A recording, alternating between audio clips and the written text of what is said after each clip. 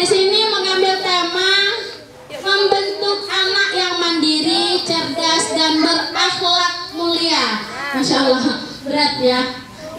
Temanya berat sekali, luar biasa. Dan kami akan berusaha menyampaikan sesuatu yang kami ketahui dan mudah-mudahan ini bisa bermanfaat bagi kita semua. Di situ dikatakan mandiri, cerdas, dan berakhlak mulia. Kami ambil dari yang belakang dulu. Berakhlak mulia dulu. Karena apa? Ini merupakan ujung tombak untuk menghasilkan anak yang mandiri dan cerdas. Cerdas mengapa kami buat terakhir? Karena cerdas itu adalah suatu proses akhir. Nah, cerdas itu adalah suatu proses akhir. Nah, di PAUD ini itu tidak bisa berdiri sendiri tanpa adanya kerjasama orang tua. Kerjasama orang tua ini sangatlah penting, ya.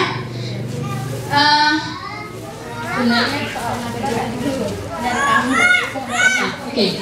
Sebelum ke materi, izinkan kami memperkenalkan diri. Maaf lupa ya. Nama kami Susdiana. Biasa dipanggil Umi Sus boleh. Ya. Alamat kami di Benuang. Nah, mungkin ada yang sering lewat Benuang. Kami di Benuang. Kebetulan rumah kami tepatnya di dekat tower. Ya. Kami juga alhamdulillah memiliki PAUD sama. Nah, kami juga memiliki PAUD. PAUD kami ada di dekat jembatan, namanya PAUD Terpadu Alhamdulillah. Kemudian pekerjaan pokok kami adalah sebagai guru SD di SD Negeri 22 Talang Upi, tepatnya di Desa Beruge Darat. Jadi itu pekerjaan kami. Anak 2 orang, yang pertama sudah MTS, mondok di Raudatul Ulum, yang ketiga, yang kedua ini ya sekarang kelas 4 SD. Jadi sebelum langsung ke materi, kami menyampaikan PAUD Insan Madani ini kebetulan bekerja sama dengan PAUD kami menerapkan program insya Allah semester 2. Semester 2 ini menerapkan program model pembelajaran PHBK, pendidikan holistik berbasis karakter. Jadi penerapan karakter ini penting. Karakter itu adalah tujuannya ke berakhlak mulia. Ya. Salah satu karakter baik itu adalah mandiri. Dan nanti akhirnya nanti adalah untuk mewujudkan anak cerdas. Itu endingnya. Dan ini sangat dibutuhkan kerja sama orang tua. Ini sangat dibutuhkan kerjasama orang tua. Tadi sempat kami dengar sekilas ada seperti tuntutan, ya.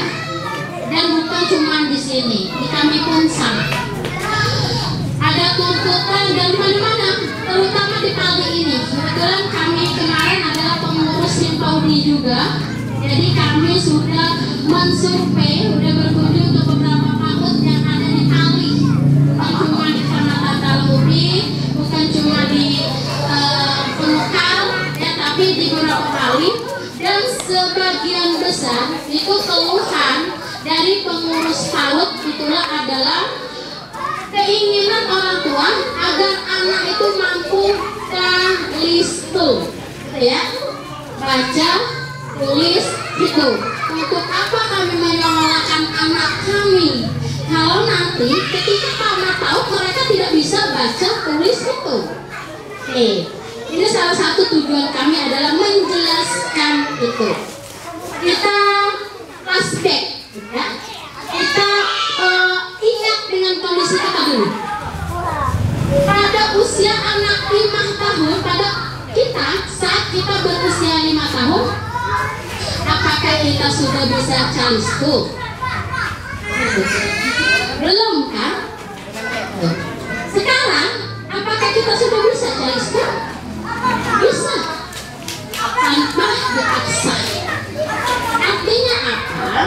Anak-anak seusia mereka ini itu adalah proses mereka bermain dan belajar. belajar dan bermain. Nah, dalam program model pembelajaran PHBK nanti, tanpa kita sadari, tanpa kita paksa, anak-anak sudah menguasai calistung, tapi dengan cara gurunya, bukan dengan cara emaknya. Beda ya. Kalau dengan cara emak, mak duduk ke sini, ibu atau emaknya diam aja, dengar kayak telinganya pasang, betul kan? Dengar kayak telinga pasang, duduk situ, jangan diam, jangan kemana-mana. Yuk buka-buka, ikuti, ikat A, dengar kan? Ikat, yang ikat B, dengar kan? Ikat udah tahu mak, kan gitu. Itu cara emak, ya, cara emak. Apa cara B biasanya lagi? Nah, cara B lagi. Nah, biasanya kalau bapak kan pakai emak. Acuy lah, mau lah, acuy lagi. Biasanya itu kan. Nah, sekarang kami di program PHBK akan mengajar ini gimana yang menyampaikan tentang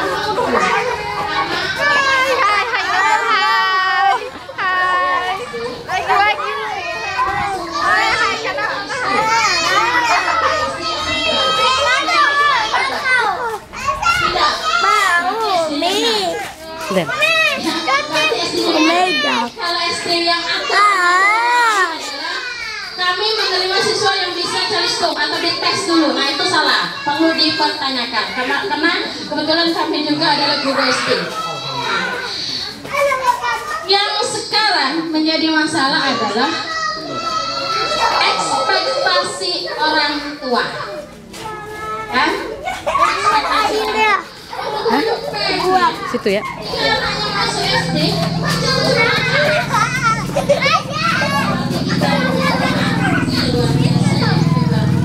atau ketika anak-anak sama dari kami inginnya anak-anak bisa pengalian, pembagian, pengurangan ratusan atau peningkatan ratusan.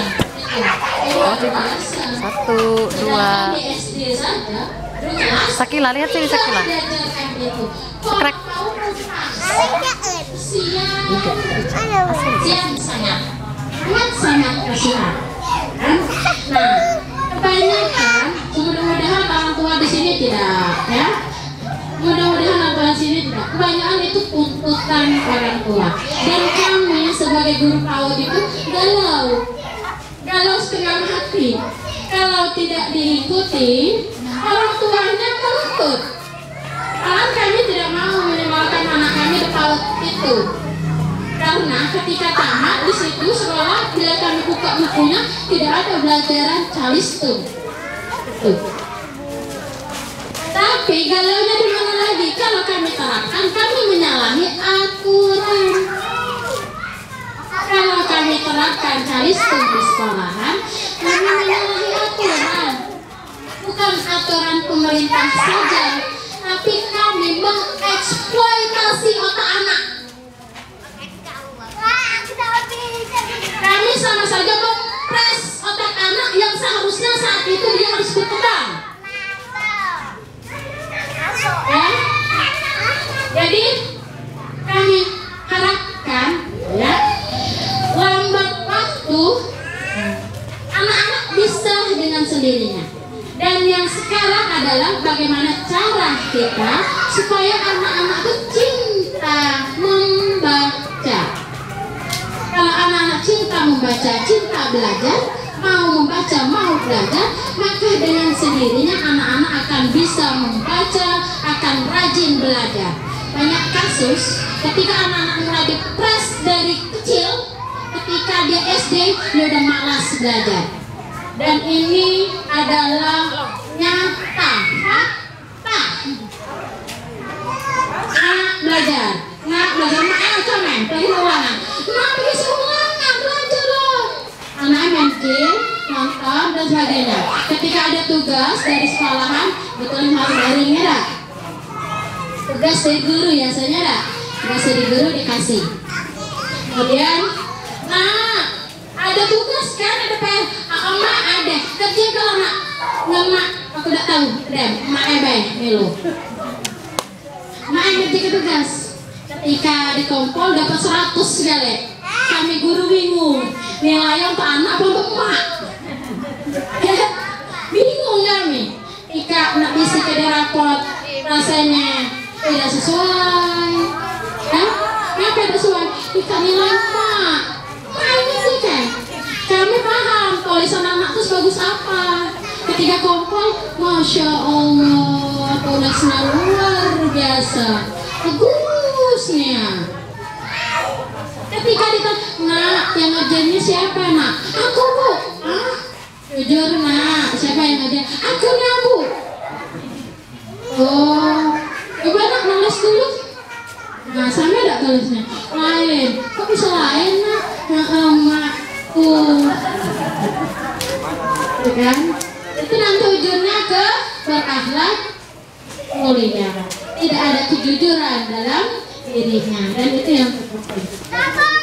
Baiklah, jadi mudah-mudahan ke depan kita mulai ubah pola pikir kita sebagai orang tua untuk tidak memaksakan anak di usia dini ini atau di usia sebelum sekolah SD ini untuk bisa calistung. Dan seandainya bisa, itu sudah bonus untuk kita, bonus untuk anak kita. Ya, tapi yakinlah kalau program ini terlaksana, pendidikan holistik berbasis karakter ini, ketika anak-anak keluar dari sekolah ini, anak-anak semuanya bisa calistung. Dan yang terpenting, anak-anak hobi membaca. Itu perlu dukungan orang tua. Mana lah, kalau anak-anak dibelikan HP, harganya 2-3 juta, kok dibelikan buku udah siap sih? Ya, buku itu paling harga 20.000, 30.000. Nah, apakah ke depan siap untuk menyediakan fasilitas pendidikan untuk anak-anak kita? Ke depan siap? Siap. Apakah siap untuk bekerja sama ke depannya? Mengubah pola pikir kita untuk apa? Untuk kemajuan anak kita juga ke depan. Siap? Oke. Baik, kami lanjutkan ke materi ya. Untuk membentuk akhlak mulia pada anak itu dimulai jauh sebelum anak-anak lahir sebenarnya. Jauh sebelum anak-anak lahir. Jadi kecerdasan itu ada 3. Pertama, kecerdasan intelektual atau pengetahuan. Ada juga kecerdasan emosional. Dan yang ketiga ada kecerdasan spiritual. Yang terpenting yang mana? Yang walaupun disebut pertama pengetahuan, tapi yang terpenting adalah spiritual. Kemudian dilanjutkan dengan emosional. Yang terakhir baru kecerdasan intelektual. Itu bonus. Ya. Jadi kita bahas yang pertama tentang kecerdasan spiritual. Ya, kecerdasan spiritual itu apa ya? Kecerdasan spiritual itu adalah kecerdasan yang berhubungan dengan hablum minallah, hubungan kita dengan Allah. Kita ingin setiap orang pasti mendambakan anak yang soleh dan solehah. Ketika anak lahir, alhamdulillah sudah lahir putri kami yang ketiga dengan nama si A, si A, si A, dengan berat badan si B, dengan berat badan sekian di sini. Setiap orang mendoakan, amin, semoga menjadi anak yang soleh kalau laki-laki. Kalau yang perempuan semoga menjadi anak yang solehah. Banyak orang-orang mendoakan. Ketika kita syukuran, mengundang orang-orang tetangga, kalau kami dusun ada istilah marhaba, ya, akikah dan marhaba. Setiap orang yang hadir selalu mendoakan semoga jadi anak soleh, semoga menjadi anak soleha dan sebagainya. Apa cukup dengan doa? Tidak cukup. Ada yang lebih penting. Apa yang lebih penting? Yang lebih penting adalah peran orang tua. Peran orang tua yang sangat penting sekali. Ya. Karena apa? Yang mendidik anak-anak kita itu kita orang tua. Ingin menciptakan anak kita itu menjadi sosok yang seperti apa? Kita orang tua. Anak-anak kita pengen jadi seperti apa? Pengen jadi yang soleh seperti tadi. Kita orang tua yang mendidik mereka untuk menjadi soleh. Kita orang tua mendidik mereka untuk soleha. Caranya seperti apa? Yaitu tadi dimulai dari dalam kandungan. Emosi ibu yang sedang mengandung harus stabil. Kenapa? Karena itu mempengaruhi. Dan itu apa ya? Sudah masuk dalam hal-hal fakta. Sering sekali kita lihat atau kita rasakan sendiri sebagai orang tua yang sudah punya anak. Oh, wajar anakku seperti ini. Waktu aku lagi hamil dulu, aku tuh sering marah, ya. Jadi kalau anaknya marah, ya itu bawaan emosi dari waktu di kandungan. Nah, sebagai bapak-bapak ini peran penting. Mengapa? Dialah yang menyokong kondisi istrinya dalam kondisi stabil emosinya pada saat lagi mengandung. Selanjutnya, apa lagi? Nah, kita yang pertama bagaimana mewujudkan supaya kecerdasan spiritual ini bisa terwujud dengan anak-anak kita. Mengenalkan siapakah Tuhan kita, mengenalkan siapakah ilah kita pada anak kita. Dengan cara apa? Waktu dia bayi kita gendong la ilaha illallah. Waktu kita tidurkan, ya kita bersalawat, kita berzikir. Jadi tanpa dia kan belum ngerti apa-apa. Wah, ada apa-apa.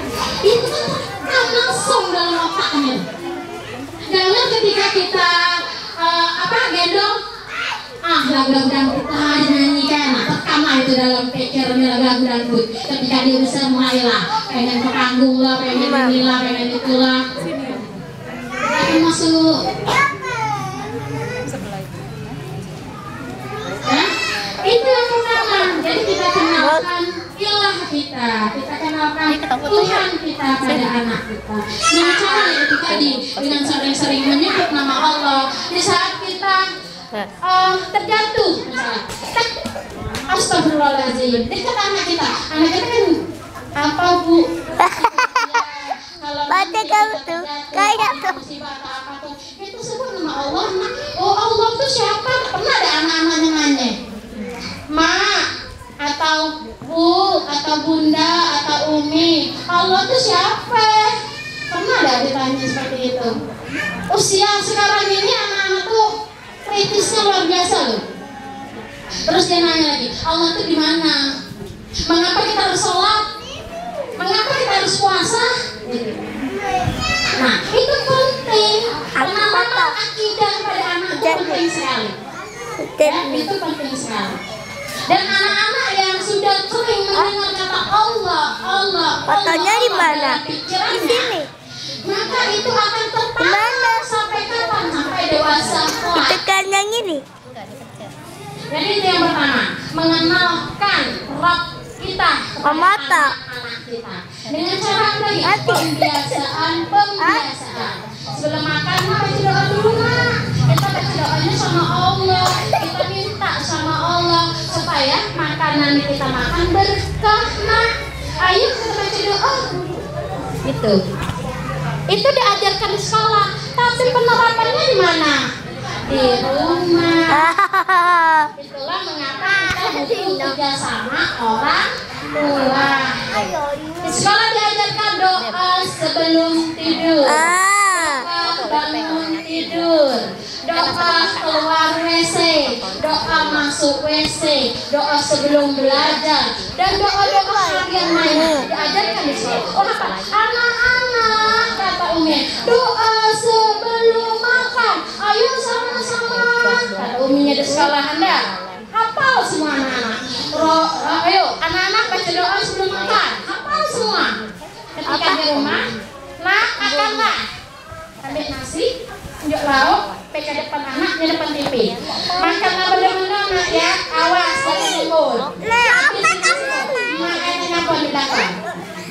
Oke. Terus Ah. makan tadi kapan penerapannya?